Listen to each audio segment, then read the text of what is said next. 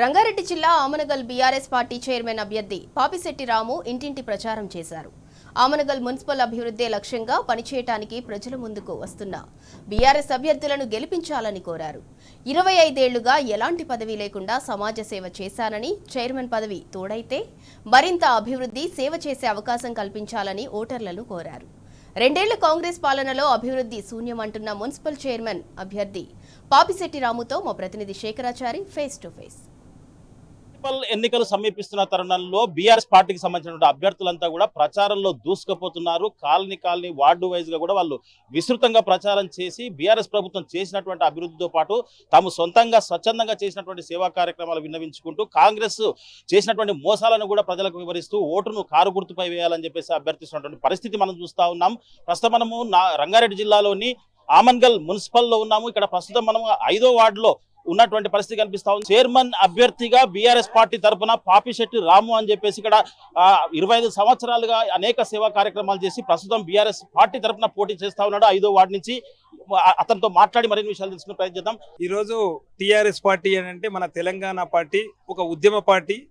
ఉద్యమంతో ఎంతో మంది త్యాగాలతో తెచ్చుకున్న తెలంగాణ పార్టీ కాబట్టి ఖచ్చితంగా టీఆర్ఎస్ పార్టీలోనే కరెక్ట్ న్యాయం జరుగుతుంది అన్నట్టు ఒక ఉద్దేశంతో రావడం జరిగింది. టీఆర్ఎస్ లో రావడానికి కారణం ఏంటంటే తెలంగాణ ఉద్యమంలో మేము కూడా కీలక పాత్ర వహించినాం. రిలే నిరాహార దీక్షలే కాకుండా సామూహిక దీక్షలు కూడా చేయడం జరిగింది. అలాగే తెలంగాణ సందర్భంలో ఎంతో మంది చనిపోయిన కుటుంబాల గురించి ఒక క్యాలెండర్ కూడా రిలీజ్ చేయడం జరిగింది. ఇలా చెప్పుకుంటూ పోతే మానవహారాలు చేయడము, ఇలా చెప్పుకుంటూ పోతే చాలా కార్యక్రమాలు మేము తెలంగాణ ఉద్యమంలో పాల్గొనడం జరిగింది. ఈరోజు ఓన్లీ టీఆర్ఎస్ పార్టీ అయితేనే మనం న్యాయం చేయగలుగుతాము. ఇంకొక 2.5 సంవత్సరాలుగా రాబోయేది టీఆర్ఎస్ పార్టీయే కనుక ఖచ్చితంగా అభివృద్ధి ఈజీగా ఉంటుంది. అలాగే ఆల్రెడీ ఇప్పటికి జరిగిన అభివృద్ధి కూడా ఓన్లీ టీఆర్ఎస్ ప్రభుత్వంలోనే అయిన అభివృద్ధి తప్పితే ఇంతవరకు ఏ కార్యక్రమాలు కూడా ఈ 2 సంవత్సరాలకెళ్ళి కాంగ్రెస్ ప్రభుత్వం వచ్చిన తర్వాత జరగలేదు. స్పెషల్గా 5వ వార్డు ఎన్నుకోవడానికి కారణం ఏంటంటే ఇక్కడ ఉన్న సమస్యలు నేను గత 10-15 సంవత్సరాలకెళ్ళి ఇక్కడ చూస్తున్నా. చాలా సమస్యలు ఉన్నాయి. ఇంతకుముందు కూడా టీబీ నివారణ కార్యక్రమం కూడా ఇక్కడ ఏర్పాటు చేయడం జరిగింది.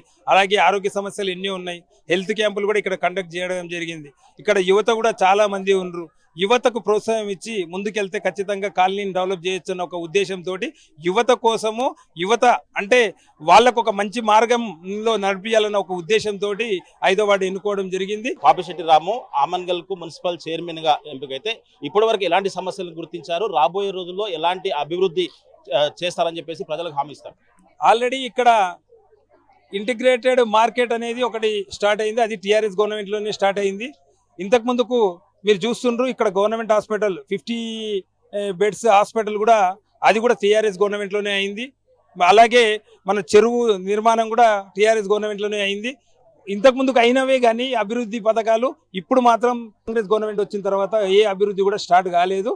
ఖచ్చితంగా మనం మున్సిపల్లో కైవసం చేసుకుంటే అవన్నీ ఏవైతే నిర్మాణం ఆగిపోయినావో అలాగే ప్రతి ఒక్క విషయంలో పిల్లలకు యూత్కు అనుకూలంగా ఉండే విధంగా మేము ముందరికెళ్లాలని కోరుకుంటా ఉన్నారు. మీరు ప్రచారానికి వెళ్ళినప్పుడు, ఇంటింటికి వెళ్ళినప్పుడు ప్రజల నుంచి, ఓటర్ల నుంచి ఎలాంటి స్పందన వస్తుందంటే ఏం చెప్తారు?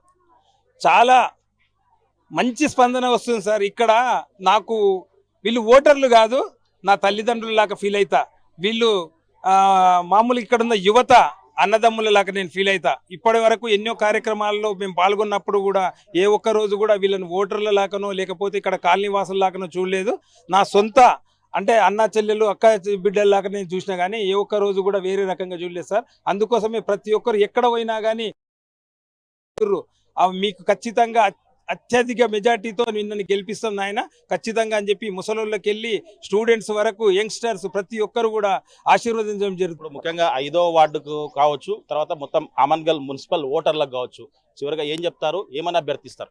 5వ వార్డుకి వెళ్ళి నేను నామినేషన్ ఇవ్వడం జరిగింది. ఖచ్చితంగా మున్సిపల్ చైర్మన్ అయిన తర్వాత అంటే మేము 15 వార్డులను మేము పోటీ చేయడం జరుగుతుంది. మెజార్టీ సీట్లు మేము తీసుకొని ఖచ్చితంగా మున్సిపల్ చైర్మన్ దిశగా పయనం చేసి అలాగే ఆమన్గల్లో ఏవైతే అభివృద్ధి పనులు అంటే నిర్మాణమై సగం నిర్మాణంలో ఉన్న పనులు ఏ ఉన్నా సరే అవి కంప్లీట్ చేసేసి ప్రభుత్వానికి వెళ్ళి రావాల్సిన ప్రతి పైసాను ఆమన్గల్ అభివృద్ధి గురించి పాటుపడతారని చెప్పి తెలియజేస్తున్నాను సార్. 5వ వార్డు అభ్యర్థిగా చెప్పేది ఒకటే అండి, 15 వార్డుల్లో కారు గుర్తుకే ఓటేసి అత్యధిక మెజార్టీతో కారు గుర్తును గెలిపియాలి.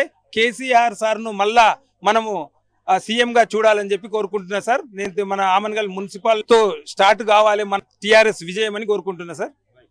మొత్తంగా చూసినట్టయితే ఆమన్గల్ అభివృద్ధి బీఆర్ఎస్ తోనే సాధ్యం అని చెప్పేసి 25 సంవత్సరాలుగా స్వచ్ఛంద సేవా కార్యక్రమాలు అనేక సేవా కార్యక్రమాలు చేసినటువంటి పాపిశెట్టి రాము ప్రస్తుతం బీఆర్ఎస్ అభ్యర్థిగా 5వ వార్డు తరఫున పోటీ చేస్తా ఉన్నాడు. అతన్ని గెలవడమే కాకుండా 15 వార్డులు బీఆర్ఎస్ కైవసం చేసుకుని చైర్మన్ గా ఎంపికైతే అసంపూర్తిగా ఆమన్గల్లో ఉన్నటువంటి నిర్మాణాలను పూర్తి చేయడం కాకుండా ప్రతి